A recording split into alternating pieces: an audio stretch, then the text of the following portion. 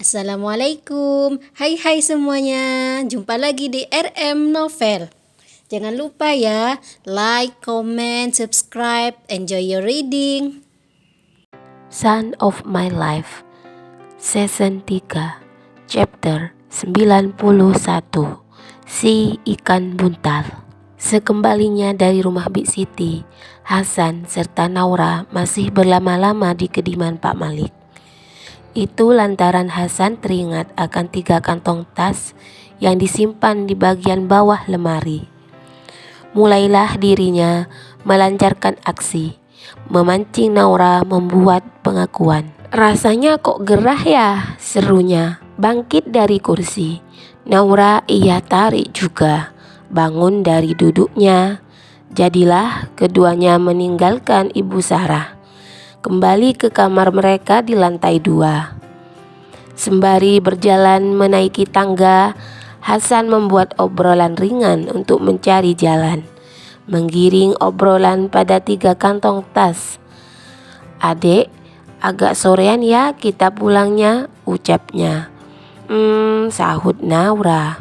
"Oh iya adek, shopping apa saja kemarin? Apa sudah dikurangi yang lama?" lanjutnya, sembari merangkul mesra. Jujur Naura terkejut mendapati pertanyaan tersebut, walau sebenarnya ia telah mengantisipasi. Mulutnya tak menjawab, hanya mengangguk saja. "Benarkah? Kapan itu? Mas kok gak ngerti?" seru Hasan, mancing dengan tenangnya. "Iya, oh lihat ini," sahut Naura, dengan spontan mengeluarkan ponsel, menunjukkan foto yang ia ambil. Sama persis ini," guman batin Hasan, menyeringai puas. Tak ada sepatah kata terlontar dari mulutnya, hanya mengencangkan rangkulan. Dan setibanya mereka di kamar, Hasan melempar ponsel serta dompet ke tempat tidur. Agak buru-buru ia berjalan ke kamar mandi. Niatnya membersihkan diri sebelum bersantai, alias istirahat siang. Naura sendiri menjatuhkan diri ke sofa. Dinyalakannya televisi, mengusir kebosanan. Hingga tak seberapa lama Hasan keluar dari kamar mandi. Dengan mengenakan jubah mandi, laki-laki itu terlampau tenang berjalan ke ruang pakaian. Sekilas ia memalingkan muka, menoleh ke Naura yang husuk menonton televisi. "Tunggu ya, sebentar lagi," guman Hasan menyeringai.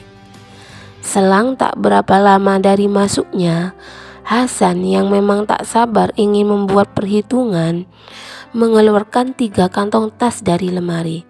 "Tunggu di sini ya, aku panggil dulu pemilikmu," gumannya, berbicara pada 3 kantong tas tersebut. Masih husuk menonton televisi, tiba-tiba dari belakang suara lantang Hasan memanggil. Spontan Naura menoleh.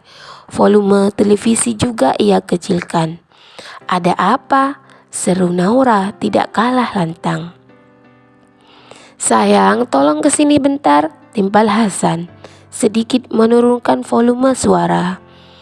Terpaksa Naura yang sama sekali tak memiliki firasat datang dengan langkah tenang. Saat telah berdiri di hadapan, tangan Hasan menyambar pergelangan tangan sang istri. Ia tuntun wanita itu ke dalam. Dan apa yang terjadi selanjutnya? Kedua bola mata Naura terperanjat, kaget melihat 3 kantong tas sudah berjejer di lantai. "Sepertinya 3 kantong tas itu sama kayak yang di ponsel. Apa masalah?" celutuk Hasan, tidak melepaskan genggaman tangan. Merosotlah pundak Naura. Batang otaknya mendadak berhenti, sehingga tak bisa membuat pembelaan. "Adek," tegur Hasan, "itu kantong tasnya saja yang sama. Di dalam sana kan juga banyak kantong tas," kata Naura berdalih. Dua alis Hasan rangset menyatu, menatap 3 kantong tas itu, sementara batinnya bergumam, tebal muka beneran istriku ini. Tidak kehilangan akal, Hasan melontarkan tanya, memancing perdebatan guna mematahkan kebohongan sang istri. Oh begitu ya, lantas ini apa isinya? Tanyanya melepaskan genggaman. Melangkah maju, Hasan jatuhkan tubuhnya hingga berlutut tepat di hadapan ketiga kantong tas. Dua tangannya bergerak, meraih kantong tas terdekat. Bersamaan, mulut Naura bersuara, apalagi isinya? Ya pasti gak jauh dari pakaian sama tas, celetuk Naura. Dan secepat kilat ia menyambar kantong tas itu. Hasan bisa mendongak. Mas cuma mau lihat, serunya. Sudahlah, buruan berpakaian, timpal Naura. Supaya tak berlanjut, dengan sengaja Naura memilihkan pakaian sang suami. Ia juga menunggu di dalam sana, menunggu Hasan berganti pakaian. Terus yang adik keluarin di rumah dikasihkan ke siapa? Kenapa gak nunggu mas? Tanya Hasan, belum menyerah. Aku kasihkan ke Feni, jawab Naura asal. Feni? Seru Hasan, mengerutkan dahi. Ya, bagaimana tidak? Postur tubuh Feni terbilang jangkung, bertolak belakang bila dibandingkan dengan postur tubuh Naura. Yakin, apa gak kekecilan itu baju? Timpal Hasan. Itu, seru Naura, gagap dengan sendirinya. Langsung disambung oleh mulut Hasan. Dengan suara rendah, berbicara ia. Jangan suka bohong, apalagi sama suami. Pak Malik tahu, ucapnya. Lalu menghilang dari hadapan Naura yang berdiri mematung. Anggaplah Hasan merasa puas. Ia jatuhkan tubuhnya ke tempat tidur. Dan saat Naura muncul, ia memberi isyarat supaya Naura datang. Temani mas tidur, ucapnya, menarik tubuh Naura. Di samping, kedua kelopak mata Hasan rapat terpejam, namun tidak dengan Naura. Walau terbujur kaku dalam pelukan, matanya tetaplah terjaga. Sepertinya ia tengah merenungkan sesuatu.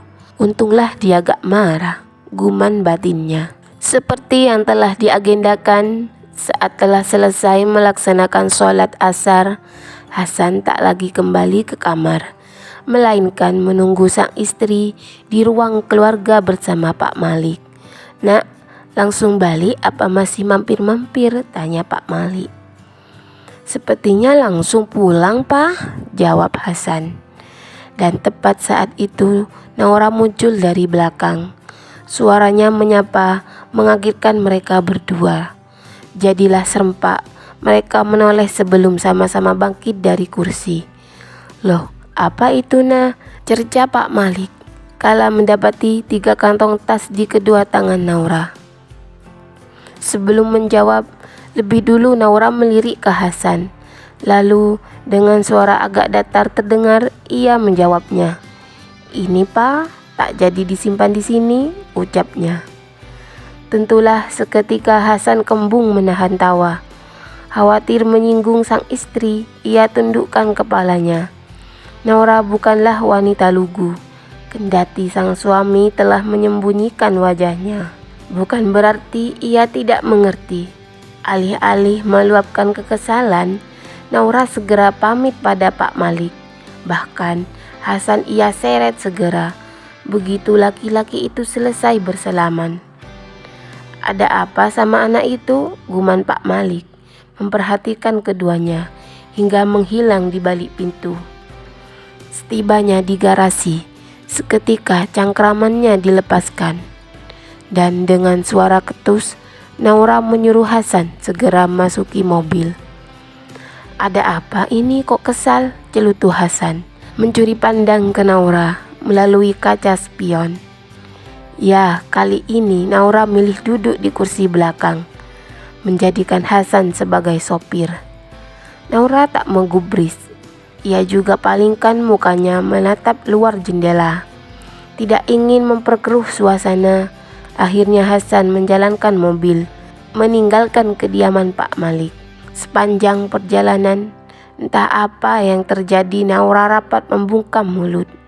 Apakah itu hanyalah sebuah kamuflase semata agar tak mendapati ceramah dari Hasan? Entahlah, mungkin iya. "Ayo Bumil turun," seru Hasan begitu mereka tiba di rumah.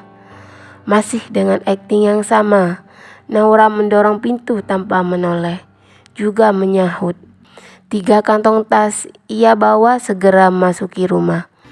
Hasan sendiri memilih berjalan di belakang.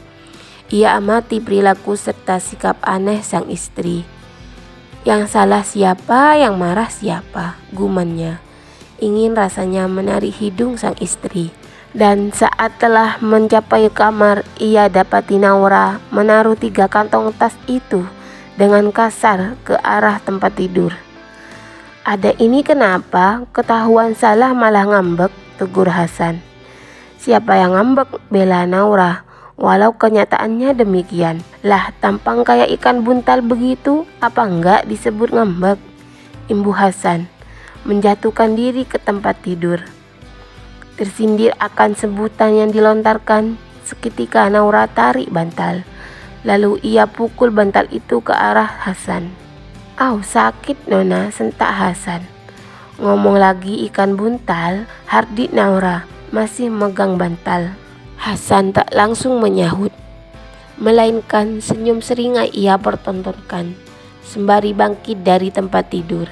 Dan saat jarak tercipta, mulut laki-laki itu kembali bersuara.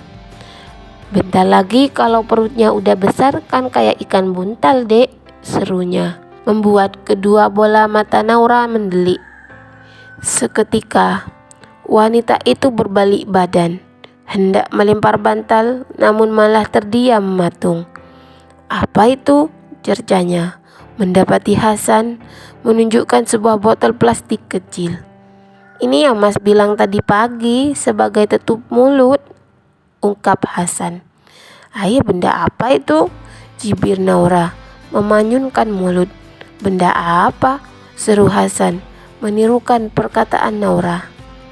Dan sebagai penjelasan atas ketidaksukaan sang istri, dengan tenangnya Hasan membuka mulut botol tersebut. Lalu ia masukkan semacam stik yang ujungnya melingkar ke dalam botol. Saat telah dikeluarkan, ia arahkan stik kawat itu ke mulut. Lalu ia pun meniupnya hingga gelembung tercipta, bertebaran ke udara. "Itu," seru Naura terkejut. "Ayo main gelembung ini di balkon, siapa tahu si calon baby suka," celetuk Hasan, langsung keluar dari kamar. Naura datang menyusul. Setengah berlari ia mencapai luar balkon. Botol plastik itu ia rebut dari tangan Hasan. "Mana aku?" desaknya, minta stik kawat yang masih dipegang oleh Hasan. "Senyum dulu," goda Hasan. "Gimana?" teriak Hasan, kemudian merampasnya. "Adek ini," tegur Hasan, namun cukup senang mendapati Naura sangat antusias. Tiupan pertama berhasil. Banyak gelembung busa bertebaran. Naura melompat kegirangan, mendapati gelembung-gelembung itu terbang. Ada juga yang belum tinggi sudah meletus duluan. "Suamiku, tangkap ini," seru Naura, membuat gelembung berukuran cukup besar. "Arahkan ke sini," sahut Hasan menyambut. Dan jadilah Naura memutar tubuh hingga berhadapan dengan Hasan, kendati masih menjaga jarak. Saat gelembung itu terlepas dari lingkaran stik, Hasan bergerak mengikuti arah angin yang membawa gelembung tersebut. "Buruan tangkap," perintah Naura. Akan tetapi saat Hasan telah berhasil menangkapnya dengan hati-hati supaya gelembung itu tidak pecah, Naura seketika datang. Tangannya dengan usil menyentil gelembung itu, mengagetkan Hasan. "Ah, Dek," sentak Hasan, namun senyum menghiasi wajah. Sekian cerita dari episode hari ini. Terima kasih. Jangan lupa like, comment, share, serta subscribe. Tunggu ya episode selanjutnya.